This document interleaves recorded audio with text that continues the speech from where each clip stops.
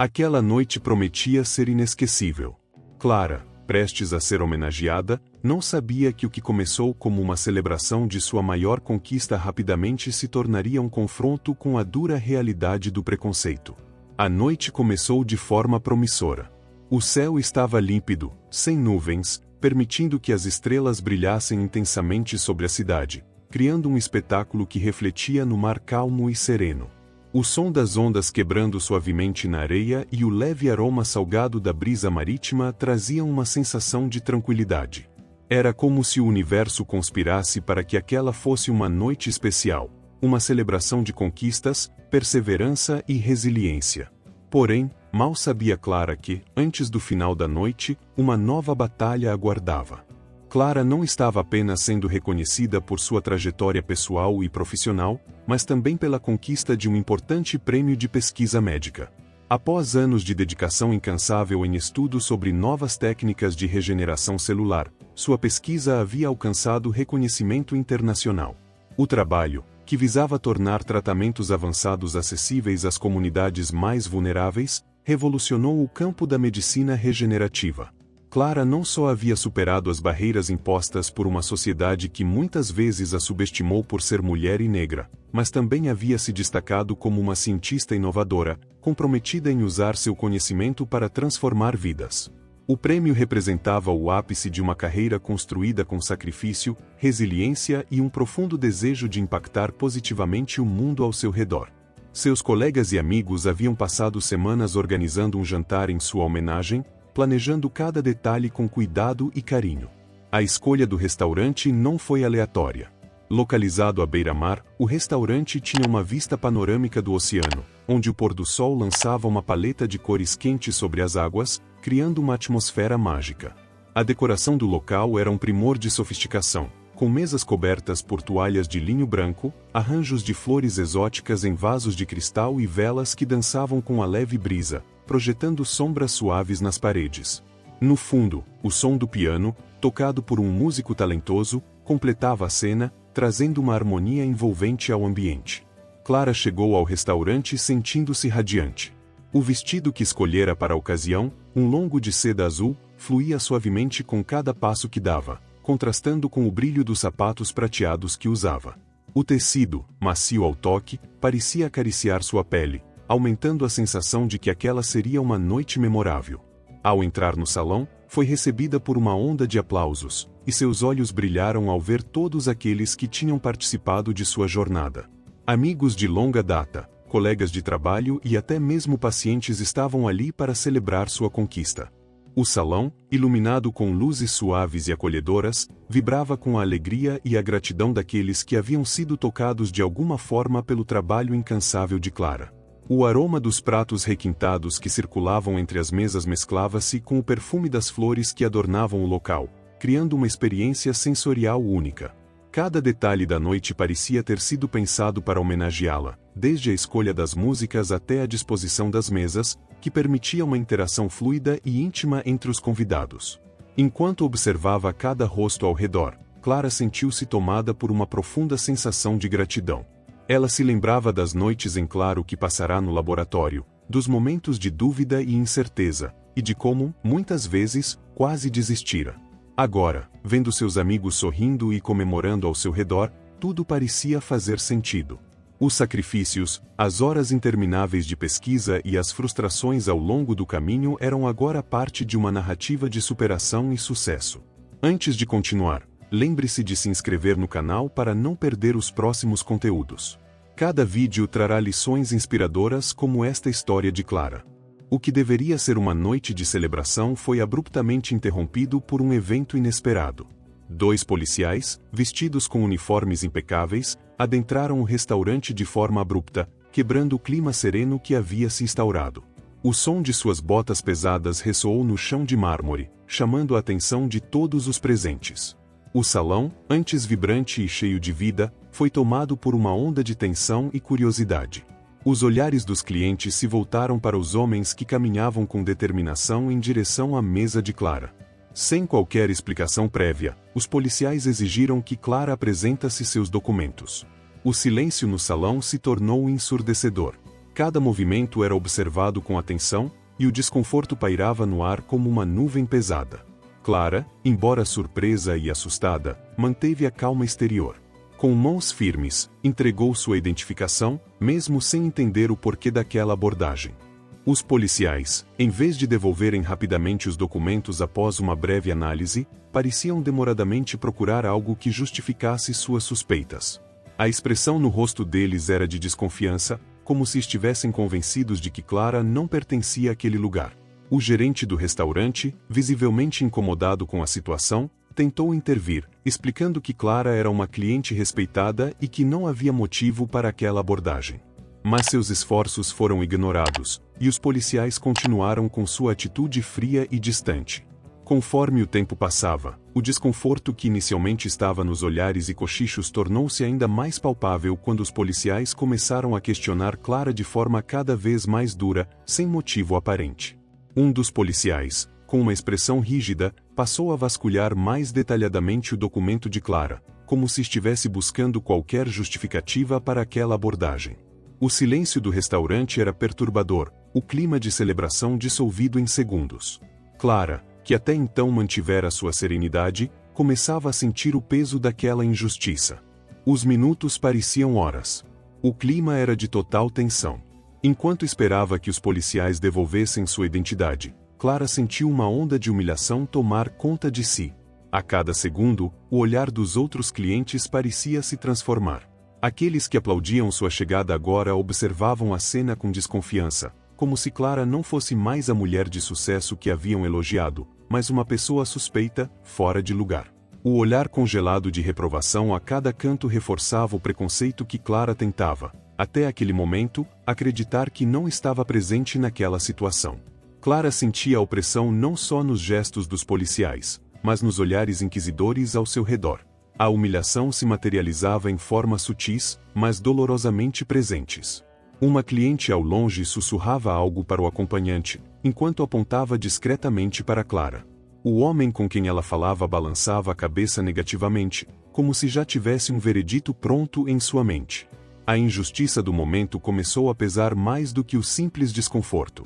A tristeza por perceber que, mesmo em um lugar onde havia sido convidada de honra, a cor de sua pele ainda a marcava de forma negativa. Finalmente, após o que pareceram horas de constrangimento e olhares carregados, os policiais devolveram os documentos e saíram sem explicação ou pedido de desculpas. O dano, no entanto, já havia sido feito. A atmosfera festiva havia sido completamente destruída. Os sorrisos desapareceram, as conversas cessaram, e o silêncio desconfortável se instalou entre os convidados. Clara, sentindo que não havia mais clima para continuar a celebração, decidiu encerrar a noite e voltar para casa. As ondas do mar ainda ecoavam ao fundo, mas agora pareciam distantes e incapazes de acalmar o turbilhão de emoções que tomava conta de seu coração. Enquanto caminhava em direção ao carro, as lembranças de sua infância começaram a inundar sua mente. Lembrou-se das ruas simples do bairro onde crescerá, das crianças correndo livremente pelas vielas e das tardes em que brincava despreocupadamente com seus amigos. A casa onde crescerá, embora humilde, sempre fora um refúgio de amor e aprendizado. Seus pais, ambos professores dedicados, sempre a incentivaram a estudar e a perseguir seus sonhos, mesmo quando as dificuldades financeiras pareciam insuperáveis. Eles acreditavam no poder transformador da educação, e Clara havia absorvido essa lição desde muito jovem. Essa conexão profunda com suas raízes tornava a situação daquela noite ainda mais dolorosa. Clara sempre acreditou na bondade das pessoas, na capacidade humana de superar barreiras e preconceitos, mas o que experimentara naquela noite a fazia questionar as estruturas de discriminação e injustiça que ainda permeavam a sociedade. Ao chegar em casa, Clara foi recebida por sua irmã Helena, que estava imersa em livros e documentos, como de costume. Helena era uma advogada obstinada, movida pela paixão de lutar pelos direitos humanos. Ao ouvir o relato de Clara, sua indignação rapidamente transbordou. Sabia que o que havia acontecido com sua irmã não era um caso isolado. Muitas outras pessoas já haviam sofrido abusos semelhantes, e Helena estava determinada a fazer justiça. No dia seguinte, já começava a investigar os policiais envolvidos, comprometida em expor a discriminação e a injustiça enfrentadas por Clara. Enquanto Helena se concentrava em sua investigação, Clara encontrou consolo no trabalho que tanto amava. Dividida entre a pesquisa científica e o voluntariado, ela vivia um equilíbrio entre suas duas maiores paixões. De um lado, o laboratório, onde a ciência oferecia a Clara um terreno fértil para sua mente inquieta. Cada experimento, cada hipótese testada, alimentava sua sede de descobrir soluções que poderiam mudar o curso de tratamentos médicos e impactar milhares de vidas. Era ali, entre tubos de ensaio e dados complexos, que Clara encontrava a excitação de desvendar os mistérios da biologia humana, buscando formas de melhorar e prolongar vidas. O prestígio que suas descobertas trouxeram, incluindo prêmios por pesquisas inovadoras, não diminuía a humildade com que se dedicava a entender, no nível mais profundo, como seus estudos poderiam ser aplicados para o bem comum. Mas, por mais que a ciência a fascinasse e a mantivesse conectada com o avanço da medicina, Clara sabia que sua verdadeira razão de ser estava além dos laboratórios.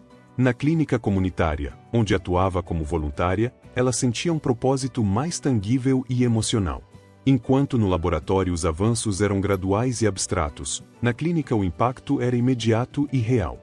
A cada paciente que entrava pela porta, Clara via a necessidade urgente de cuidado, de compaixão, de uma mão que curasse não apenas o corpo, mas também o espírito.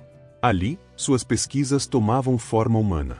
A clínica, embora simples, representava tudo o que Clara acreditava na medicina. Decorada com desenhos coloridos feitos pelas crianças que frequentavam o local, o ambiente transbordava calor humano e solidariedade. O espaço era um oásis em meio às dificuldades das comunidades vulneráveis que ali buscavam não apenas cuidados médicos, mas também dignidade. Para Clara, cada gesto de gratidão dos pacientes, cada sorriso recebido, era uma reafirmação do porquê havia escolhido dedicar sua vida à medicina. Era o lugar onde ela se reconectava com a essência do que significava ser médica. José, um pescador aposentado que enfrentava sérios problemas respiratórios, era um dos pacientes mais assíduos. Mesmo com a saúde debilitada, ele nunca deixava de agradecer, com um sorriso no rosto, pelo cuidado que recebia de Clara.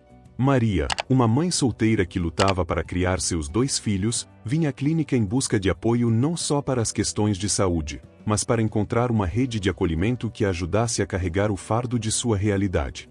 Essas histórias, comuns na clínica, moviam Clara a continuar se doando, dia após dia, pois sabia que sua presença ali fazia diferença. O trabalho na clínica era desafiador. Com poucos recursos, Clara e sua equipe enfrentavam dificuldades constantes, mas isso não a desanimava. Pelo contrário, a escassez de materiais a motivava a lutar por mais, a buscar maneiras de expandir os serviços e levar o atendimento médico a áreas ainda mais carentes. Ela sonhava com o dia em que suas pesquisas avançadas, realizadas em centros de ponta, pudessem beneficiar essas comunidades de forma prática e acessível, eliminando a desigualdade no acesso à saúde.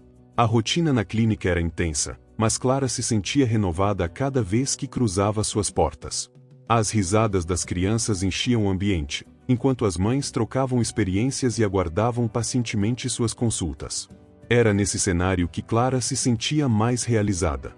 Muitas vezes, ela parava diante de um mural na sala de espera, onde uma das crianças havia desenhado a doutora Clara com uma seringa em mãos, como se fosse uma varinha mágica.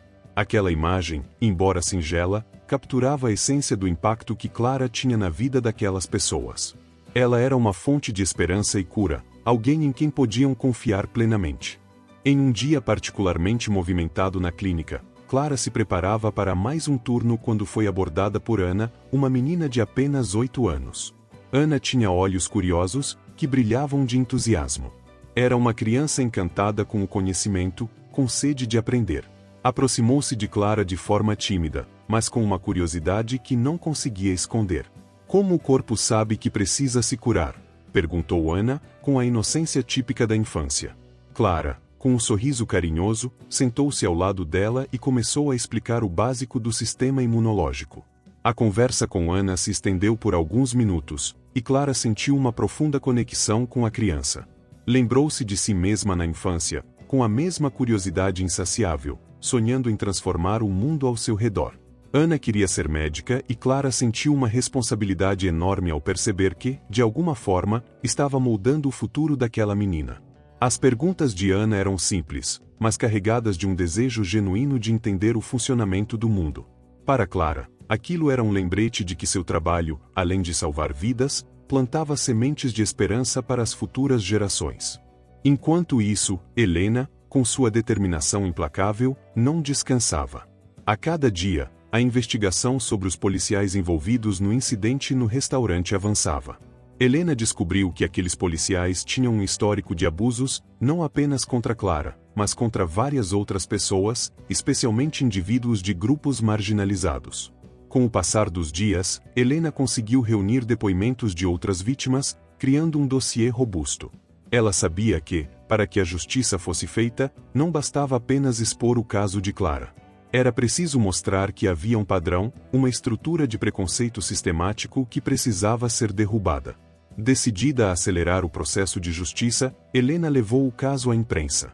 A exposição pública rapidamente ganhou força, e em questão de dias o caso de Clara estava nas manchetes dos principais jornais e programas de televisão. A história tornou-se um símbolo da luta contra o racismo e o abuso de poder no país. A reação popular foi imediata. Manifestações pacíficas começaram a tomar as ruas do Rio de Janeiro, com milhares de pessoas exigindo justiça, não apenas para Clara, mas para todos que haviam sido vítimas de discriminação. As ruas da cidade foram preenchidas por cartazes, bandeiras e gritos de justiça para Clara. Havia uma energia no ar, um sentimento de que as coisas finalmente poderiam mudar. Os protestos, embora pacíficos, eram poderosos. Famílias, estudantes, ativistas e pessoas de todas as idades uniam-se em uma causa comum. Clara, que sempre preferira o trabalho silencioso e discreto, de repente se viu no centro das atenções. Era um papel desconfortável para ela, mas ela sabia que sua experiência poderia inspirar outros a não se calarem diante das injustiças. Você já viveu ou conhece alguém que enfrentou uma situação como essa? Comente abaixo com sua experiência ou pensamento. Adoraria saber sua opinião. Ainda assim, a mídia trouxe à tona uma complexidade maior. Nem todos estavam do lado de Clara. Alguns tentavam descredibilizar sua história, insinuando que ela havia exagerado a situação. A cada entrevista que dava, Clara se via enfrentando uma resistência sutil, mas poderosa, de setores da sociedade que preferiam fechar os olhos para a realidade do preconceito. Foi um período desgastante emocionalmente. Ver sua história ser questionada e distorcida era doloroso, mas Clara se manteve firme, sabendo que sua luta não era apenas por ela. O processo judicial, que Clara e Helena haviam iniciado com tanta esperança, logo se revelou um campo minado de obstáculos e frustrações. Logo nas primeiras audiências, ficou claro que a defesa dos policiais usaria de todas as táticas possíveis para descredibilizar Clara. O primeiro choque veio quando o advogado da defesa apresentou uma linha argumentativa que insinuava que a presença de Clara no restaurante havia sido suspeita, sugerindo que a abordagem policial havia sido motivada por preocupações legítimas de segurança. Clara, sentada no banco das testemunhas, sentiu o peso do preconceito mais uma vez. A cada palavra que o advogado pronunciava, parecia que a cor de sua pele e sua posição social eram mais uma vez colocadas sob escrutínio, como se precisasse provar que tinha o direito de estar naquele lugar, de existir naquele contexto. Helena, ao seu lado, manteve a calma, mas Clara conseguia ver a tensão em seus olhos. Elas sabiam que essa seria uma luta muito mais difícil do que haviam imaginado. A mídia, que inicialmente apoiava Clara, começou a se dividir. Alguns veículos de comunicação sugeriram que talvez o incidente tivesse sido exagerado, que os policiais estavam apenas cumprindo seu dever. A defesa explorou isso ao máximo, trazendo especialistas que tentaram desviar o foco do caso de discriminação para uma questão de procedimentos policiais de rotina. Clara, a vítima, era agora tratada como alguém que precisava se justificar por sua própria humilhação pública. Nas audiências seguintes, a tensão só aumentava. A defesa trouxe testemunhas que declararam não ter visto nada de errado na conduta dos policiais. Um dos funcionários do restaurante, visivelmente nervoso, declarou que os policiais haviam sido cordiais e que a abordagem foi rápida e respeitosa. Isso enfureceu Clara, que sabia que aquelas palavras estavam longe da verdade, mas a defesa parecia ter sucesso em manipular as percepções. Em um dos momentos mais humilhantes, o advogado da defesa insinuou que Clara poderia ter tido algum comportamento suspeito que justificasse a abordagem, mesmo que não houvesse provas disso. Ele lançou dúvidas sobre sua aparência e suas ações naquela noite, sugerindo que o vestido elegante e sua postura poderiam ter sido mal interpretados pelos policiais como uma tentativa de enganar os demais presentes. A insinuação era clara. Clara, por ser uma mulher negra, não deveria estar naquele ambiente de luxo sem levantar suspeitas. Clara começou a sentir que o julgamento estava escapando de suas mãos. Parecia que, a cada audiência, sua dignidade era destruída um pouco mais. A mídia retratava o julgamento como uma batalha polêmica, mas sem foco no real problema, o racismo institucional que Clara havia sofrido. As manchetes questionavam se o caso não estava sendo exagerado ou se ela estava se vitimizando. Clara estava exausta, física e emocionalmente, e mesmo com o apoio incondicional de Helena, ela começou a questionar se conseguiria aguentar até o fim. O próximo golpe veio quando o juiz responsável pelo caso parecia pender para o lado da defesa. Ele se mostrou resistente em aceitar como provas os depoimentos de outras vítimas de racismo cometidos pelos mesmos policiais. Helena fez uma defesa apaixonada, insistindo que esses depoimentos eram cruciais para provar que havia um padrão de comportamento discriminatório, mas o juiz recusou. Ele afirmou que cada caso deveria ser tratado de maneira isolada, o que deixou Clara e Helena devastadas. Sem esses depoimentos, a linha de defesa que elas haviam montado começou a ruir. A essa altura, Clara sentia que o sistema estava contra ela. As instituições pareciam coniventes com o racismo que ela enfrentava, e a justiça, tão distante, parecia uma promessa vazia. O caso se arrastava, e cada nova audiência era uma batalha emocional que drenava suas forças. Em um momento particularmente difícil, após mais uma decisão judicial desfavorável, Clara pensou em desistir. Ela não queria mais ser exposta ao escrutínio público, às perguntas humilhantes e aos olhares de desconfiança que recebia tanto no tribunal quanto na mídia. Helena, no entanto, se recusava a desistir. Ela sabia que, por trás de toda a injustiça, havia uma verdade que precisava ser exposta. Ela reuniu forças, com sua determinação habitual, continuou a lutar pelo caso. Passou noites revisando os detalhes, buscando qualquer brecha que pudesse virar o jogo. E, finalmente, uma oportunidade surgiu. Quando tudo parecia perdido, Helena conseguiu uma testemunha-chave, uma garçonete do restaurante que, na noite do incidente, havia ouvido os policiais fazendo comentários racistas antes de abordar Clara. A defesa tentou desqualificar o testemunho, alegando que a garçonete estava apenas buscando atenção e que seus relatos eram vagos. No entanto, Helena foi implacável em sua linha de questionamento, provando que a testemunha era confiável e que, de fato, os policiais já haviam demonstrado atitudes preconceituosas antes mesmo de interagir com Clara. Este depoimento foi o ponto de virada. De repente, o tribunal começou a olhar para o caso com novos olhos. A mídia, que havia sido ambivalente até então, passou a dar mais destaque à injustiça racial que Clara havia sofrido. O caso deixou de ser uma disputa sobre procedimentos policiais e passou a ser o que realmente era: um julgamento sobre racismo e abuso de poder. A defesa tentou mais uma vez desacreditar Clara, mas agora era tarde demais. A verdade sobre a conduta dos policiais havia sido exposta. Os depoimentos de outras vítimas, que antes haviam sido ignorados, começaram a ganhar peso novamente, graças à pressão popular e ao novo foco da mídia. Protestos pacíficos em apoio a Clara começaram a crescer, e a opinião pública estava, finalmente, ao lado dela. Depois de meses de tensão, humilhação e incerteza, o veredito final chegou. Os policiais foram condenados por abuso de poder e racismo. Quando a sentença foi lida, Clara sentiu uma onda de alívio, como se um peso gigantesco fosse retirado de seus ombros. A sensação de justiça, embora tardia, era intensa. Não era apenas uma vitória pessoal, era uma vitória para todas as pessoas que já haviam sido silenciadas pelo preconceito. O tribunal finalmente reconheceu que Clara havia sido vítima de uma prática enraizada de discriminação, e a condenação dos policiais estabeleceu um precedente importante para outros casos de racismo. A decisão judicial não só trouxe justiça para Clara, mas também obrigou a polícia local a rever suas políticas de treinamento. As reformas incluíram a obrigatoriedade de programas educacionais sobre direitos humanos e a criação de uma comissão independente para monitorar abusos de poder.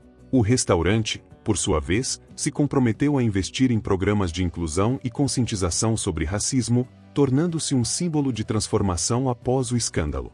Após a vitória no tribunal, Clara e Helena perceberam que o impacto do caso havia ido além da justiça pessoal. A mobilização popular, as discussões na mídia e as mudanças institucionais geraram uma onda de conscientização que não poderia ser ignorada. Elas sabiam que o racismo e a discriminação não poderiam ser combatidos apenas nos tribunais. Era necessário um trabalho contínuo e amplo, que englobasse todas as esferas da sociedade. Foi nesse momento que começaram a discutir a criação de algo maior, algo que pudesse ser uma ferramenta de transformação duradoura. Clara, com sua experiência na clínica comunitária, já conhecia bem as necessidades urgentes das comunidades mais vulneráveis. Ela via de perto como a falta de acesso à saúde, educação e apoio jurídico perpetuava ciclos de pobreza e exclusão. Ao mesmo tempo, Helena, com sua experiência como advogada de direitos humanos, via como o sistema legal muitas vezes falhava em proteger essas mesmas pessoas. As duas irmãs, unindo suas forças e conhecimentos, começaram a idealizar um projeto que pudesse unir esses três pilares, saúde, educação e justiça, em um só espaço. Foi em uma dessas conversas, ainda sob o impacto do julgamento, que nasceu a ideia da Renova Vida. A proposta inicial era simples, mas poderosa: oferecer serviços integrados que atendessem não apenas às necessidades médicas das comunidades carentes, mas também às suas necessidades jurídicas e educacionais. Clara imaginava uma rede de clínicas comunitárias, inspiradas no trabalho que já fazia, onde pessoas poderiam receber atendimento médico de qualidade, independentemente de sua condição financeira. Ao mesmo tempo, Helena visualizava a criação de núcleos de apoio jurídico, onde as pessoas poderiam buscar orientação sobre seus direitos e receber ajuda em casos de abusos, como o que Clara havia enfrentado. À medida que as conversas avançavam, a Renova Vida começou a tomar forma. Clara queria que a organização fosse um espaço de transformação, onde o cuidado com o corpo e a mente andasse de mãos dadas com a defesa dos direitos humanos.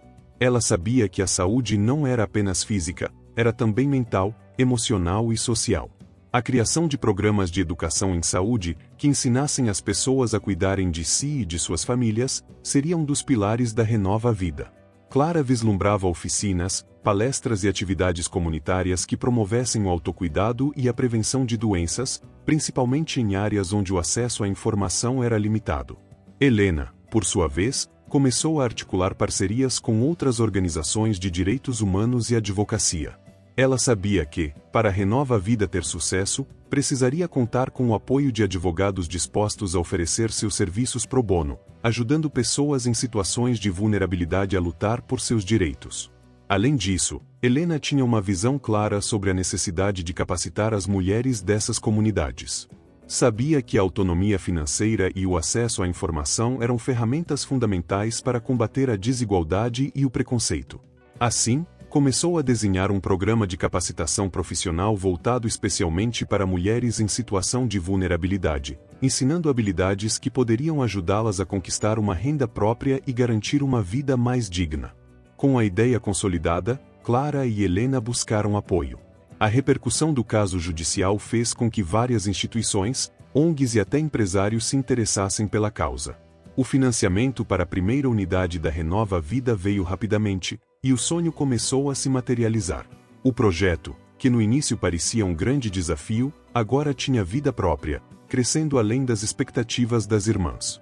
Elas perceberam que muitas pessoas queriam se envolver, ajudar e fazer parte dessa transformação.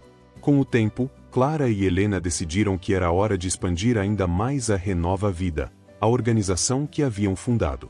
O trabalho que já faziam na clínica comunitária cresceu, e agora elas ofereceriam não apenas atendimento médico, mas também suporte jurídico e educacional para as comunidades mais carentes.